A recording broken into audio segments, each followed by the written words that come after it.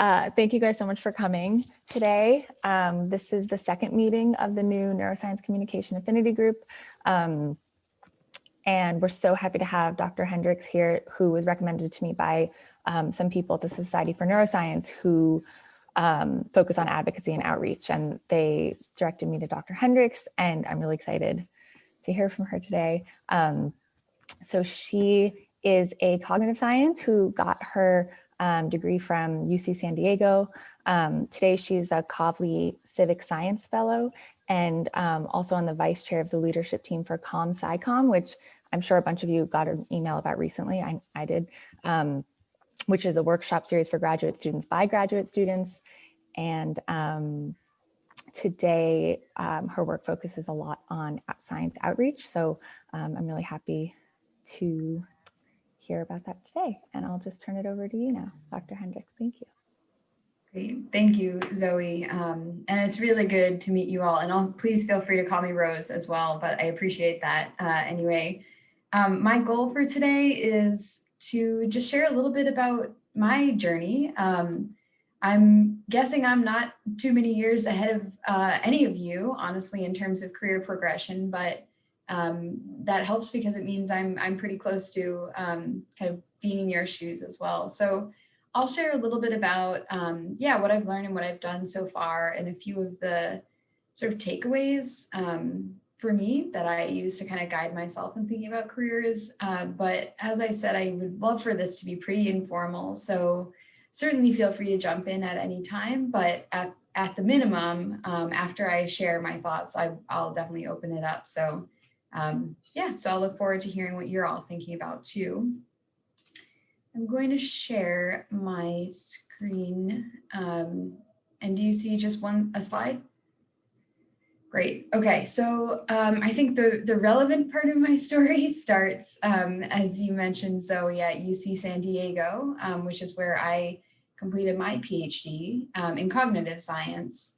So UCSD's ComSci program is pretty unique. It really brings together neuroscience, although we also have a neuroscience program there. There's some neuroscience that happens in the CogSci department, as well as linguistics and psychology and anthropology and computation and design. So it's a pretty sort of interdisciplinary group. But I went to grad school with an interest especially in studying language and cognition. So I'll talk a little bit more about that later because it relates to some of the things I've done since then. As a grad student, I knew I was really interested in communication and especially in writing. So the banner at the bottom is for Neurite San Diego, which is a group of bloggers. There's a number of Neurite chapters around, so you might actually be familiar with some. And at Neurite, what we did, what was really helpful is we sort of had a schedule, and every 2 weeks we would post something. But before you posted, you would send around your piece to the group and we would actually get feedback from everyone. We would sit in the same room and kind of give more extensive feedback. So there was way more kind of critique and feedback on my work than I had really ever gotten. So that was great. And I applied and attended ComSciCon. So this is the Communicating Science Conference. That's all the people in orange t-shirts. This was in Boston, which is typically where each year the sort of flagship workshop is held. And this was a really great opportunity for me because it really opened my eyes to all the different forms that science communication can take. It's not just blogging or writing, though of course those are really key as well. And I learned some more about policy applications of science communication, certainly K through 12, informal and formal education, and even through community science or collaborating with communities to undertake research questions that they're interested in. So also during grad school, I got really into ComSciCon and started a workshop in San Diego. Now, as you mentioned, Zoe, there's also an LA workshop, which I hope you'll check out if you're not actually on the planning team, maybe you are. But this workshop really just provides a number of speakers and some hands-on activities to, I think of it as sort of a, like a buffet, a science communication buffet. So you can try a little bit of a bunch of stuff and figure out where there might be some real areas of interest for you. So that was a really good experience for me, both participating and organizing.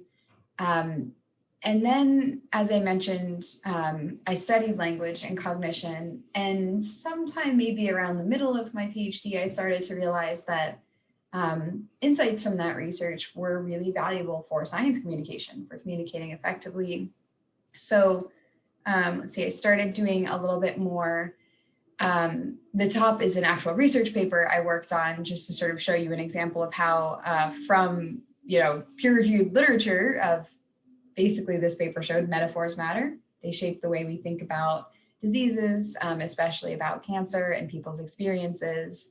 But then I took that idea that I was researching and many others were also, where we understood how is it that the language that you use really shapes the fundamental ways we're thinking about something, and applied it to various science issues. So on the left is a piece I wrote for The Conversation, really kind of running with that idea that the way we communicate climate change, the frame for it really matters, not just the facts we use. And of course, I drew on a lot of research that others had done as well for a piece like this.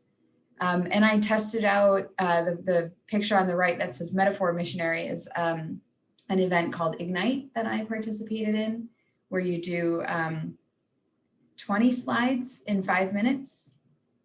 So if I'm doing my math right, yes, they auto advance every 15 seconds, and you just need to go with it and have your talk ready. So I tried that out as a way of communicating about the power of language and in shaping our thought just to the community in San Diego. This was at the San Diego Public Library. So yeah, I was really kind of thinking more about, towards the end of my PhD, maybe I can actually leverage some of these research skills and backgrounds I have to help others communicate really clearly. And maybe I don't actually have to be the messenger. I don't have to be the one actually always communicating the science.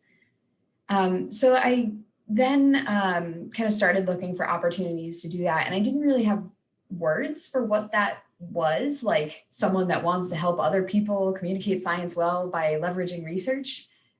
So it was definitely a sort of messy exploratory path to get there. But I did find a position for a nonprofit called Frameworks Institute, which is what that logo is in the bottom. And this is a nonprofit organization that works for other nonprofits to help them communicate their issues more effectively, both in terms of expanding public understanding of the issue. So things like the report on the left that I worked on was on the ocean and how it works as a system, and how things we do on land affect the ocean and vice versa, and really what we should do about that. And same with farming. I think that's another area where a lot of us have black boxes. We don't exactly know much about where our food is coming from and what the processes are. So we worked on trying to understand sort of first, how do members of the public think about these topics currently? And then how do we leverage, how do we test out different ways of communicating to move them from their current ways of thinking towards ones that are closer in line with the scientific understanding, and especially in line with the scientific understanding of policy solutions, what needs to be done to improve the situation here. So it was really neat because I really enjoyed doing research in a non-academic context, because first of all, my colleagues who I was collaborating very closely on had quite different backgrounds than I did. And so by that nature, I was really learning a lot from them. I also got to do a little bit of a lot of stuff. And I loved that, compared to, doing a PhD when you have to be that expert drilling super deeply into your one topic. And I had always felt like, this degree of focus isn't exactly my thing. I really wanted to do a little bit broader. So that's what I found working for this nonprofit, is that we really got to do a lot more. I did a wider range of research methods, worked on a wider range of topics. In addition to these, I had a number of other science topics on my plate, as well as just more social ones like hunger and food insecurity, or homelessness. We also had one on young adults who are transitioning out of foster care, you know, social issues that are generally not even necessarily on your radar. But one thing I felt after I had been at Frameworks for a little over a year is that it's really interesting and important to understand public thinking and to understand what are the messages that resonate with people and help them shift their thinking and support policies. But it also started to feel a bit narrow and again overly focused when science communication happens in this really broad, complex system, right? If you just think about sort of how we encounter information about science, it's from various messengers, and we assess credibility of them, and we bring all of our own backgrounds and experiences and assumptions and ideologies to those communications, and those shape how we interact with them. And so the message is clearly not the whole picture. We can't just find the silver bullet message and, all of a sudden have widespread public support for evidence-based policies in every area. So when I was thinking about that, I came across an advertisement for a job that was called Civic Science Fellowship. I never heard of this thing of civic science, and I still think most people haven't, but that's okay. What the ad was looking for was somebody to work with a wide group of science societies. So a large number of science societies like SFN, and actually including SFN, to help the staff of those societies coordinate their work a bit more. So taking the SFN example, SFN has a number of programs to support its members in communicating science. So that can range from everything from, organizing a Hill Day where members of the society go to Congress to meet with members of Congress, to talk about the importance of science funding, to talk about perhaps sort of the potential applications of your research and why it's really essential that that's supported. So there's advocacy implications. There's also, I know SFN has a really strong outreach, and sort of their Brain Facts website has a ton of resources as well. They offer resources to schools, to local sort of outreach events and community events. And so the society is really trying to support all of its members, the scientists, in communicating whatever they need to in whatever ways they choose. And this is true of many science societies, and there are a lot of them. Last time I checked, AAAS has sort of a list of members, and there were, I think, between 200 and 300 on there. And, that's not even all of them.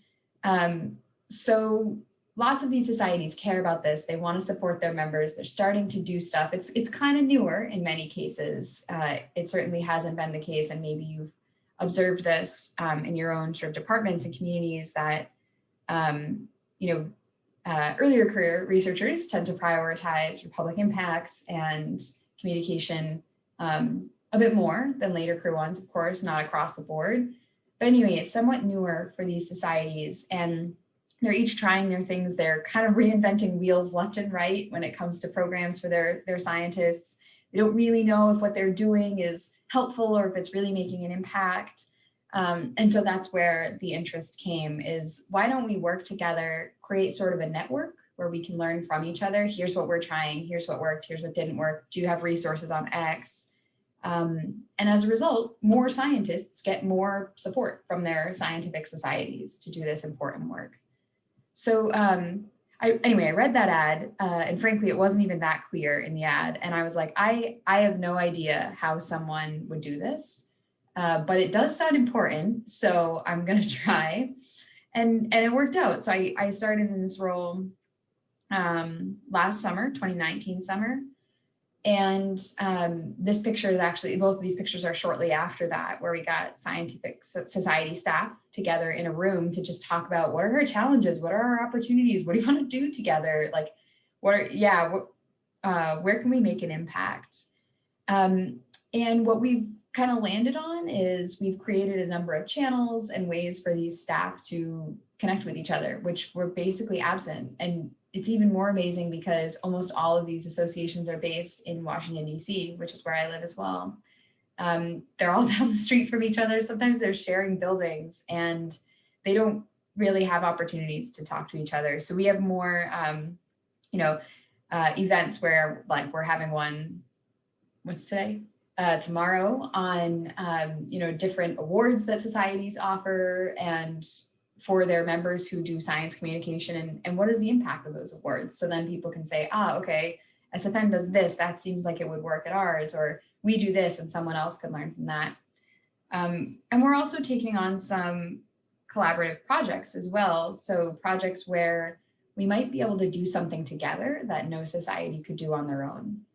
And the really big goal, the long-term goal, is to contribute to a bit of a culture shift in science towards one where communication or engagement is embedded in what it means to be a scientist. It's not this add-on thing that you do, as you probably all are, in your spare time.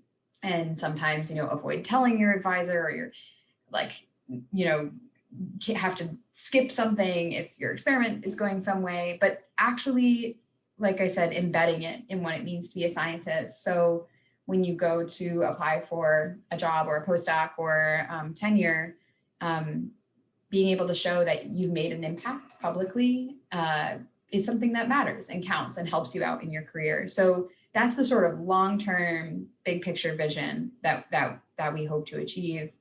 And I think that, it's important to say also that there already are a lot of efforts in that space. So there's, I'm sure, again, you've witnessed firsthand more and more appetite for public engagement. There are some resources being offered by universities. So whether it's funding or centers that can help you with this work, there are some more movements to get this work recognized in promotion processes and job application processes. So it's not that nothing is happening, but we're hoping that by kind of adding the collective clout of all of these societies to that movement, that we can kind of speed it up a bit more.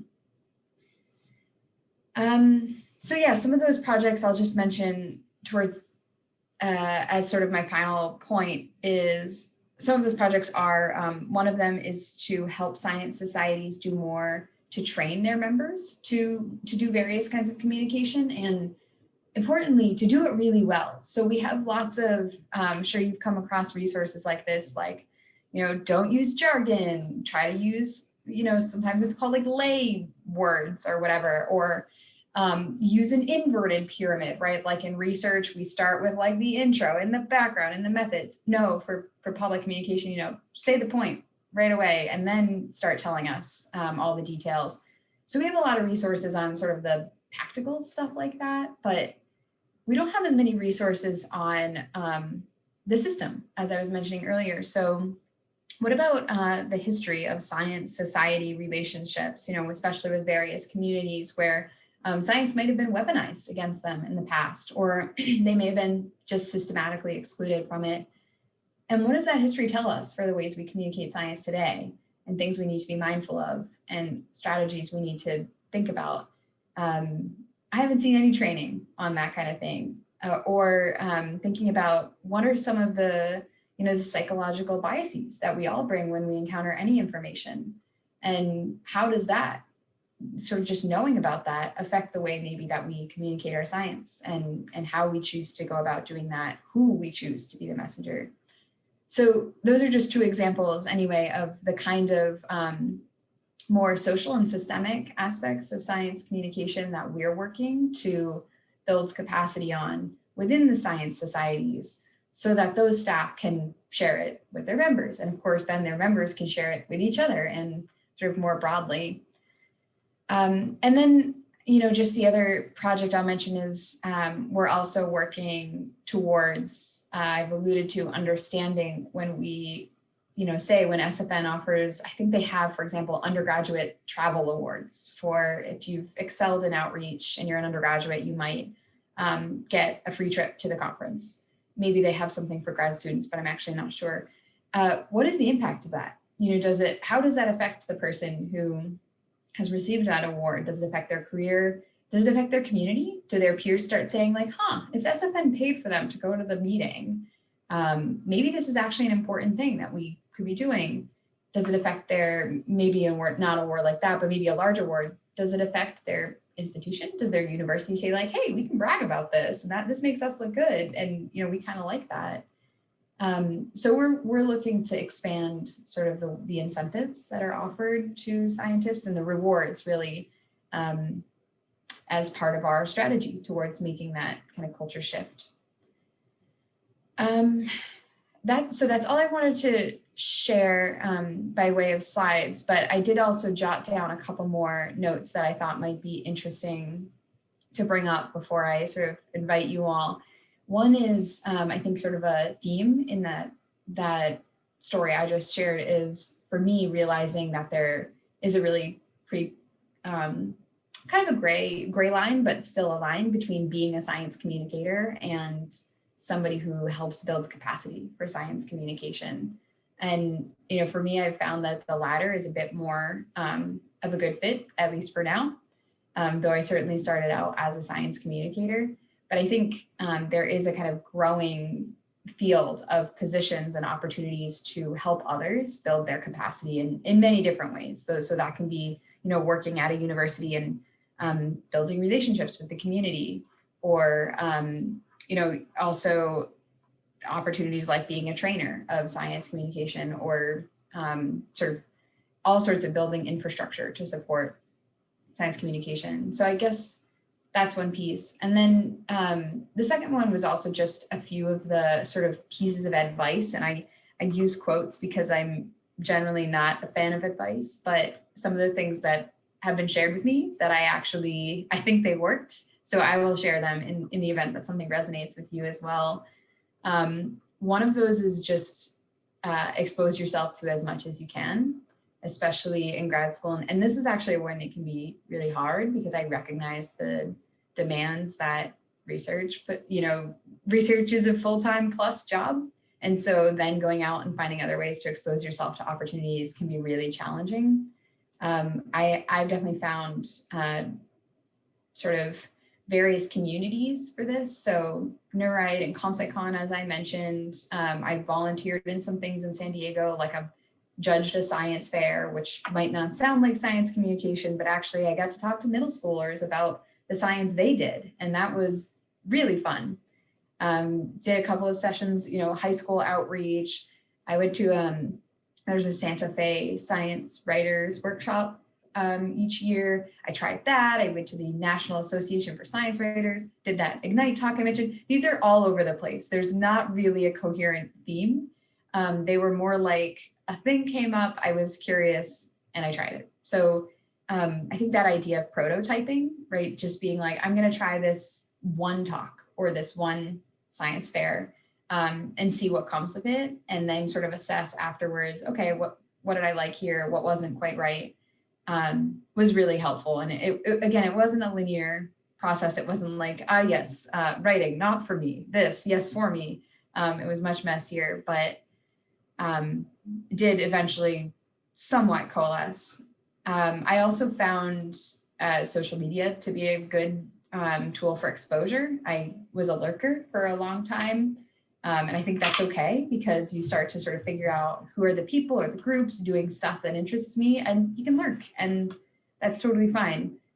Or you can share too, that's great. I also started eventually getting some courage up to share ideas, and have actually gone full circle. I mostly lurk now.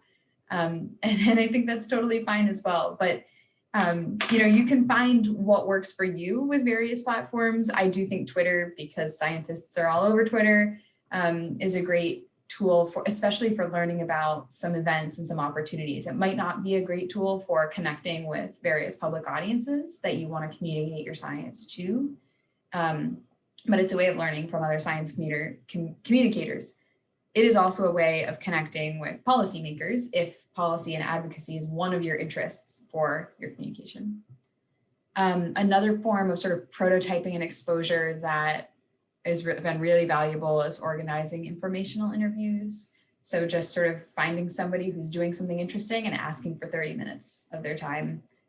And, you know, now we're all extremely accustomed to everything being online, so you can talk to anyone anywhere. Eventually, maybe you can even get coffee with people, which would be fantastic, I'm sure. But, you know, just asking them, tell me your story. Like, how did you end up in the position you're in? What are some of the things you learned along the way? What are your goals? You know, it's always great to ask the people you're talking to what they have their eye on, what they're working towards. And then things like, do you have any recommendations? If you were in my position, what would you do? What would you explore? So I found that often one informational interview leads to a second, leads to a third, because people say, you should talk to, and give you a recommendation. And that is actually part of the way that I did get my first job out of grad school was way before I was ready for a job. I had reached out to people at the Frameworks Institute to just talk about their work and talk about my research as well. And then we stayed in touch for a couple of years. And when a job opening applied, I don't doubt that it was helpful that they recognized my name and had some conversations with me. So, you know, I think the key there is that it really is about gathering information and not like marketing yourself. If you go into it as marketing yourself, first of all, it's a lot of pressure on you. And second, if the person doesn't have a job they could offer you, then it's a bit awkward. So it's really, if you go into it as really a learning opportunity, I think that's the way to go. And then, you know, something else that I've done from time to time that's been helpful is to find some either exercises or people or communities that can help me reflect a little bit about what is going on that's giving you energy and what are your values and how your values line up with your work or your possibilities. A little bit beyond like, who will pay me to do something? Because probably everybody on this call can get that. You will be able to be paid to do something. But I think the question and probably a lot of what you're all interested in is like, but what can I get paid to do that also gets me out of bed in the morning and makes me feel like it's valuable? So UCSD did have an occasional workshop series, and I don't remember the name, but I could look it up because I bet UCLA has something similar that really did lead you through some exercises that were less about like, here's how you write a resume and more about what do you value and what does it look like to do work that's aligned with those values. And then there were a couple of books that I'll also just toss out there. One is called Designing Your Life. It's got some exercises, and I actually had a group of friends. We were our life design group, and it's got some exercises to help you think through prototyping and testing things out. And one that was just recommended to me is called Find Your Why, and also helps you understand what is it that drives you.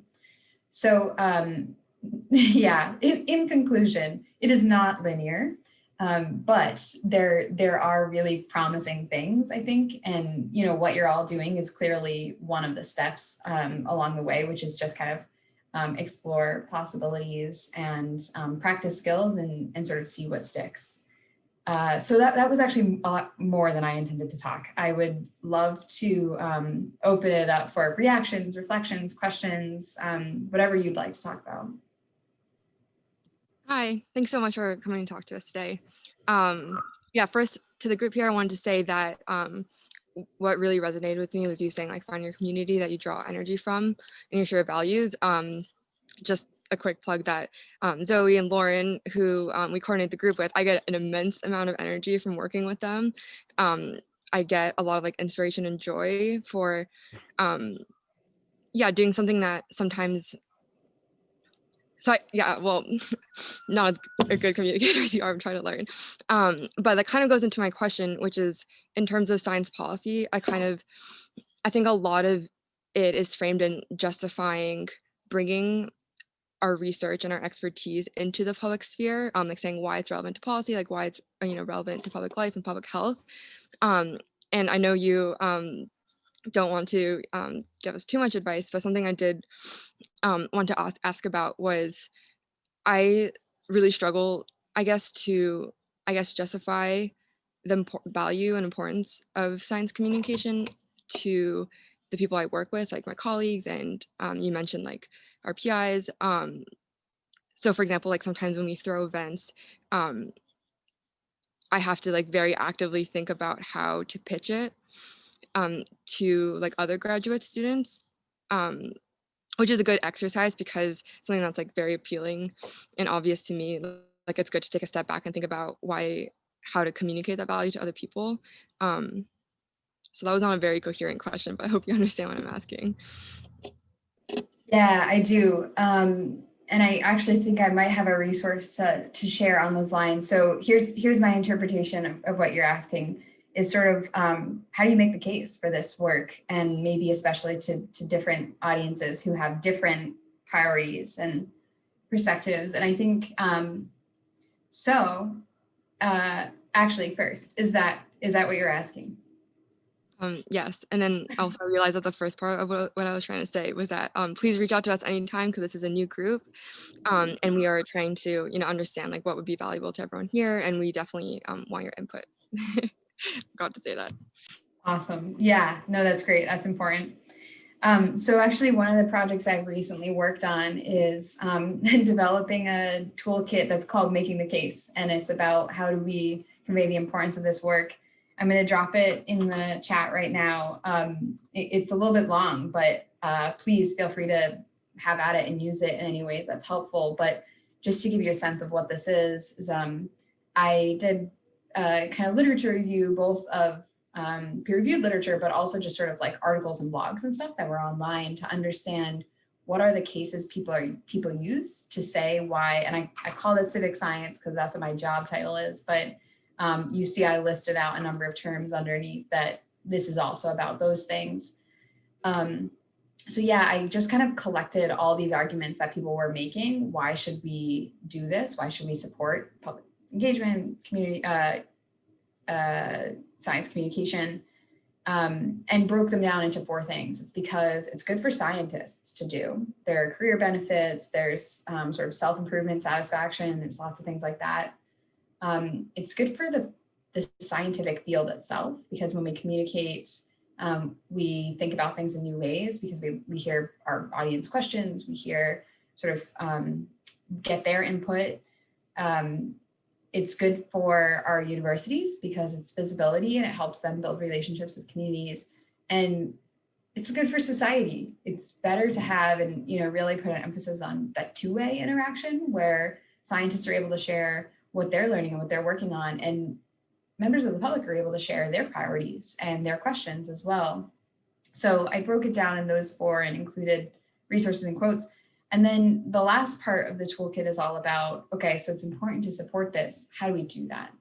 And it's got articles clustered in a few categories. One of them is really focused on the review, promotion, hiring, tenure process, because it's pretty widely recognized as if you can't get credit for something, you can only do so much of it, right? And then there's a section on, I think on like, we need to do better training. We need to help scientists be equipped to do this work really well. And then a section that's like, and a whole bunch of other stuff. So please, yeah, feel free to use this. And if you feel like it's helpful in framing any events that you're doing to different audiences, yeah, maybe this is a little more than you were asking for, but I hope it helps. Rose, thank you so much for your talk. I feel like I learned so much about your experiences and about science communication in general. And my question is similar to Yuki's and probably extends from it. I'm curious, what kind of stigma and how much of it have you run into about SciComm in academic spheres, particularly when you started getting interested in it in grad school? For example, have you had instances where people judge you for not devoting all your time to peer research? And how have you personally gone about like convincing people in your immediate sphere that it's worthwhile? Great question. Yes, I have definitely encountered some resistance, particularly people who had some power over my academic success. I'll put it that way. And I was pretty quiet about my interests for most of the first few years of grad school, I'll say. And then sort of started to find more communities where it was not just accepted, but embraced and recognized as important. And so I think that as I started learning more about those other communities and, found my people, the other ones mattered a little less to me. And so it was like, okay, there's this whole community who says this is important. And then there's like this one that's being really resistant.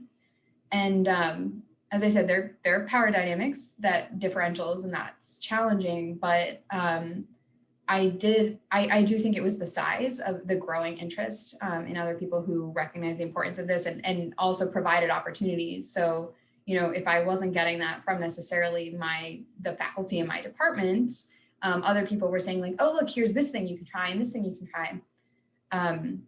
So I think that helped. Another thing that I found is when it's possible to sort of bridge my research and the science communication, that was, it was kind of a gateway to having some more of the faculty be like, oh, okay, I guess this is okay. Like that Ignite talk that I mentioned, I was talking about my research. And so like, you know, to my committee and my advisors, that was pretty okay because I was sharing my research in San Diego.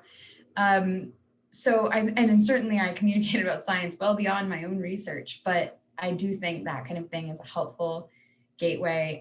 Similarly, I suspect many faculty members are supportive of like Hill Days and other kinds of advocating for funding because everyone's relying on it.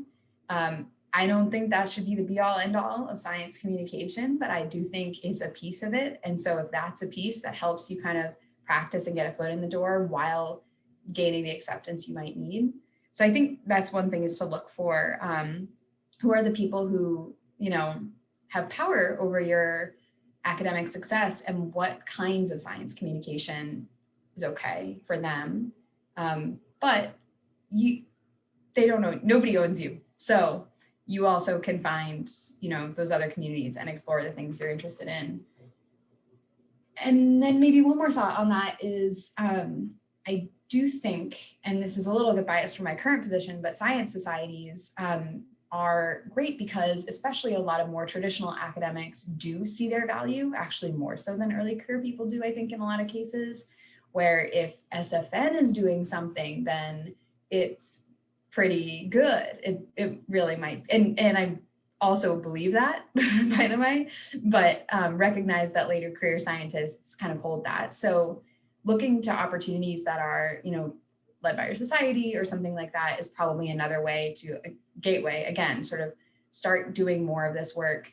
And then, you know, I think sometimes people also run into challenges, which is like, you might get to a crossroads where it's like, you're just gonna have to be really upfront with your advisor, whoever it is, and say, listen, this is really important to me, thinking about my future. And by the way, even if your aspiration is to become a tenure track faculty member, science communication certainly fits in with that. It's not like you do tenure track or you do alternative, I don't know actually what it's called. The lines are way blurrier than that. And so, you know, I think having the kind of conversation about, and maybe the toolkit, or maybe there are other resources that will help you make that case. Like, even if I want to go get an R1 research job, this is going to help me do it. And it's important to me. It's okay to, you know, bring in your values. So yeah, I think there's, it certainly is a challenge. I hope it's becoming less of a challenge over time. But those are a few things that I think might help.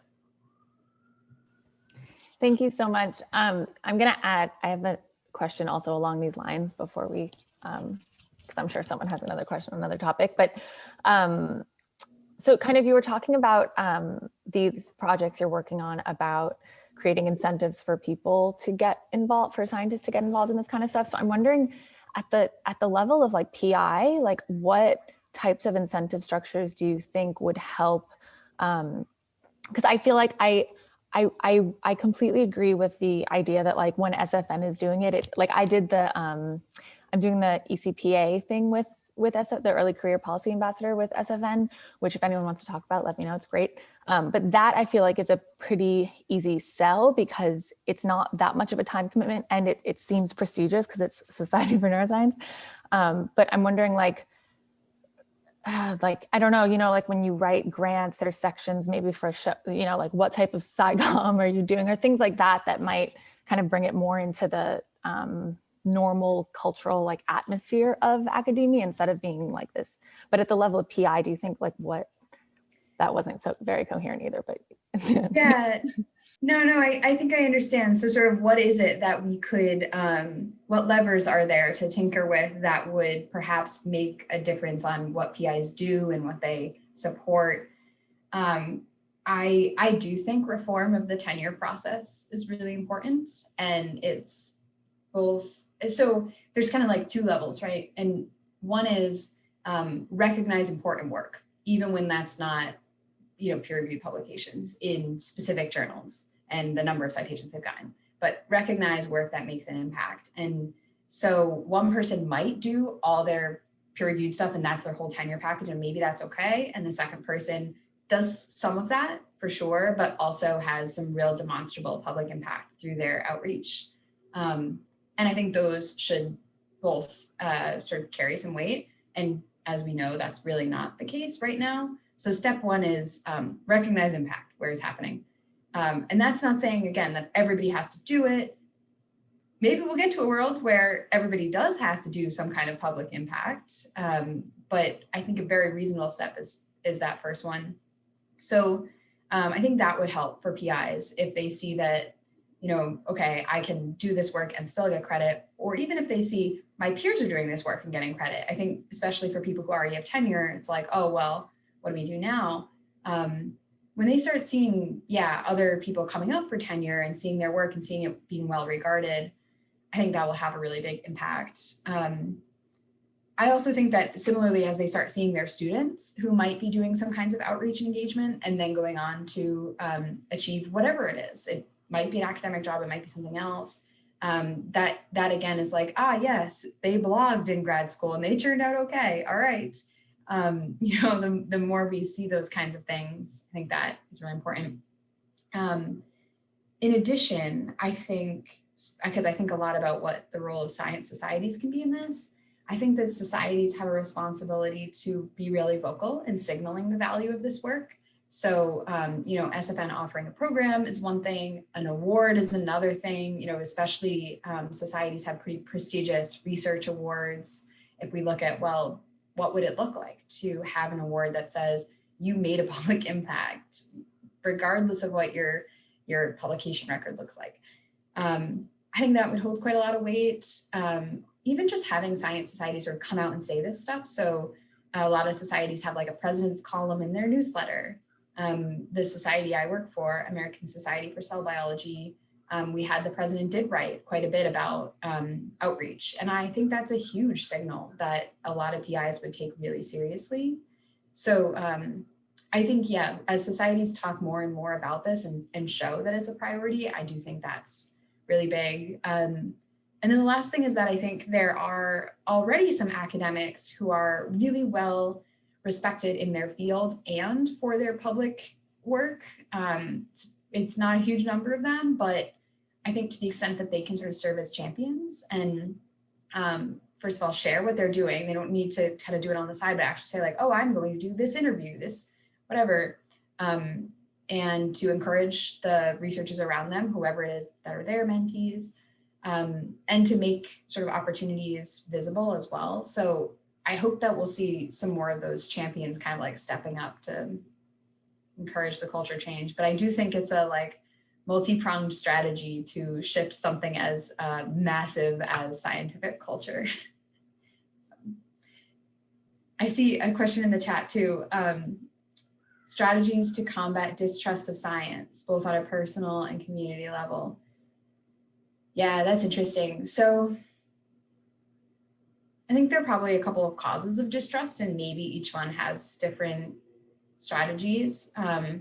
One of them that kind of comes to mind for me, well, we mentioned sort of historical inequities, power imbalances, exclusion. I think those are one kind of source of distrust. And one thing that can be done, I think, is transparency and relatable messengers. So I actually think grad students are some of the most relatable messengers because you kind of remember what it was like to not know everything, or you are very acutely aware of the fact that you don't know everything, perhaps. And that makes you relatable and trustworthy, right? To just sort of say like, here's what I do know, here's what I don't. Here's what the process looks like. I think that if we can see more of an emphasis in science communication and engagement on sharing the process of science, that will go a really long way. If you think about sort of the mask saga that we're living through, at the beginning when public health officials were saying not needed, and then there was an about face, we got new data, we also, it was complicated, but for a lot of people, the fact that it had been said once that we don't need masks meant that all future evidence was null and void. And, that could have been a really great opportunity to talk about the process of science and how we learn, and science is self-correcting. But because we didn't have sort of relationships and channels for talking about nuance in any way, we kind of, I don't think that message got through. to some people, it certainly did. We have tons of people wearing masks, but there were key blocks as well. So I think the extent to which we can, what I'm trying to say is sort of present ourselves as scientists, as humans, as not knowing everything, but also being willing to say when we don't know something, about talking about the process of science and how it is that we are self-correcting and, learn over time. I think those are really key to starting to combat distrust, and because we've got to kind of bring ourselves on sort of level playing fields. It's not the scientist, on the stage handing down wisdom, which is what many of our cultural representations of science and scientists are. But I think that representation doesn't bring us to the world we all want to live in. I think there are other important things too. I'll just mention is that representation is key and so grad students are great messengers, but we're all members of various communities and we have various identities, and when we can speak to people who share some of those, I think that also really helps with relatability and sort of connecting to the science. It's a huge reason, one of the many, that it's really key that we have diverse representation in science communication, that we're talking to diverse audiences. I see some promising changes in that direction. We have a lot of work to do, but I think that is helpful as well when people can actually relate to the scientists and the scientists aren't all, elite white men. So that's another piece. Maybe I'll leave it at that, because the third one that I will just kind of toss out there for you all to reflect on perhaps is the really messy communication ecosystem that we live in. And so, especially on social media, and misinformation and disinformation, those are super complex and not at all my area of expertise, but I think they are absolutely worth people, researchers, learning more about and better understanding, because it can be a tool for breaking or increasing trust or breaking trust. And so I think we have a lot to learn about how we do that well. I have a question that's kind of related to both of the topics that we've sort of just covered here. Like, what do you view as like maybe the ideal role for scientific funding agencies in this question of communicating science? Like, could that be part of the incentive structure as well? Like, what are your thoughts on that? Great question. Yeah. I think so. And, I think actually NSF is a pretty good example, because they do have their broader impacts criterion. Of course, there are lots of ways to do broader impacts, but it leaves a really great opportunity for connecting your work to audiences through research. I think it would be great if we started seeing, so I will say there, people who work on broader impacts all the time will often say that there are lots of ways that could be more robust, that it could actually really encourage, there are lots of ways that researchers can kind of be like, oh, and then we'll do a thing and it doesn't get done or whatever. So there are ways we could strengthen that and the accountability there. Also seeing other federal or any kinds of grant agencies sort of requiring similar broader impacts, I think would be great. And one other thing that I think that funders have this opportunity to do is to also connect scientists with some bridge builders and people who are practitioners in science communication, because it doesn't have to be every scientist sort of, to get a grant means you're going to do substantial outreach. I don't think we're there or close to there, but perhaps if the grant required some amount of funding to be spent on working with practitioners, so science media producers or whatever makes sense, or allocated some funding for, say, UCLA, I don't know what it would be called, but they're probably like community outreach office or whatever it is that university has, to enable more practitioners working with scientists. So I think that's another way, is just, earmarking funds that are like, this is for the outreach. And then I think it would be really great to see more in the landscape of funding for these kinds of projects. So we don't only have to do them, as an add-on to our research, but and there are some I've seen. In fact, society sometimes can offer some funding to take on outreach projects, but I think that's sort of a next step as well, is seeing them scale up that. So maybe it's a combination of what they fund, and then the accountability of making sure that this is really happening, and that the funders are not sort of just saying like, this is important, but following through on showing that it is. And to be honest, I'm sure there are also a lot of other ways that they could both signal the value and sort of usher it along. But those are the first ones that come to mind for me.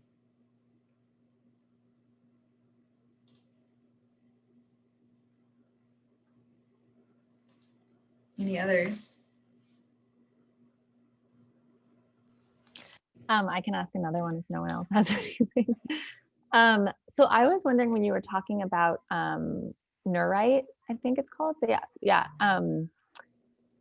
that seems so cool. But you were saying every 2 weeks you guys would publish something, I think. So I'm wondering, just like your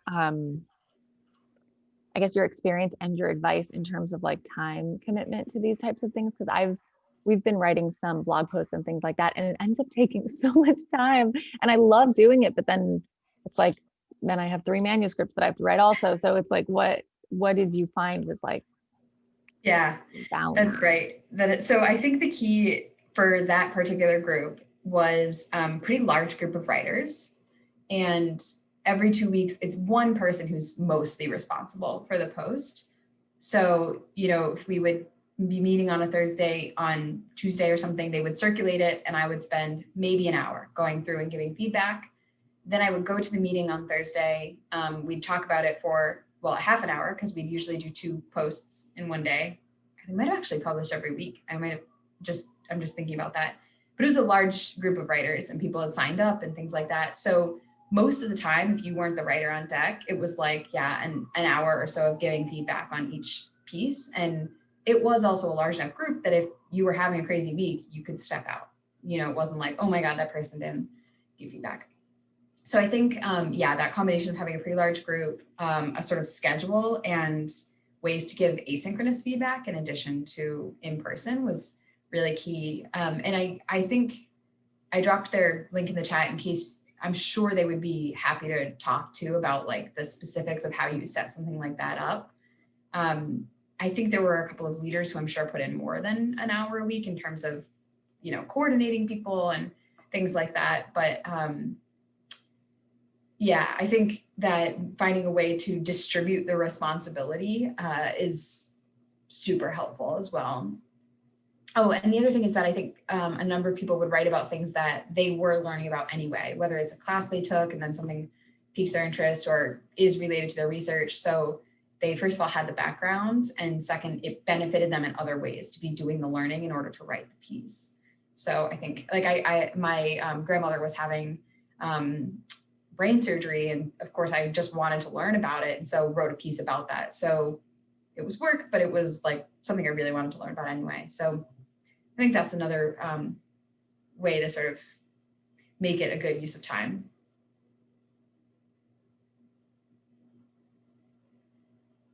Thank you so much. Does anyone else have any questions or comments? And I'll just drop my email in the chat feel free to reach out, or you can find me on LinkedIn. I'm guessing if you search my name, I might be the only one who comes up. But yeah, I'm happy to chat, even if it's not like on your mind today, if sometime time down the road, you're like, oh, I wonder if we could bounce around ideas. Please feel free to reach out.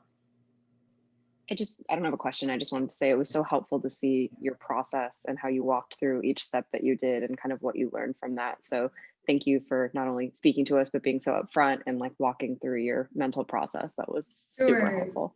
Yeah, and just to add one more layer of honesty, like a lot of it makes most sense in retrospect. So I don't think it was all right at the time, like, yes, I'm making this change. So just to throw that in as well, but I'm glad it was helpful. Okay, actually one question is that the making the case thing that you sent us, can we send that to other people also, or do you want it to stay contained? Yes, please feel free to share it. I mean, I haven't shared it widely because it's a Google Doc and I was hoping to kind of put it into a polished version, but yeah, feel free to share it. Cool. Thank you. Great. Thank you so much for coming. Thank you guys all for being here. And like Yuki was saying before, this is such a brand new group. So seriously, let us know like what's most helpful, what you guys want to learn about. We also have funding for like workshops and things like that, especially since everything's online now. So we're kind of brainstorming what those are going to look like. So if you want any input in that, or if you have any ideas, just let us know. And yeah, thank you guys so much for coming. Good to meet you all. Thank you so much, Rose.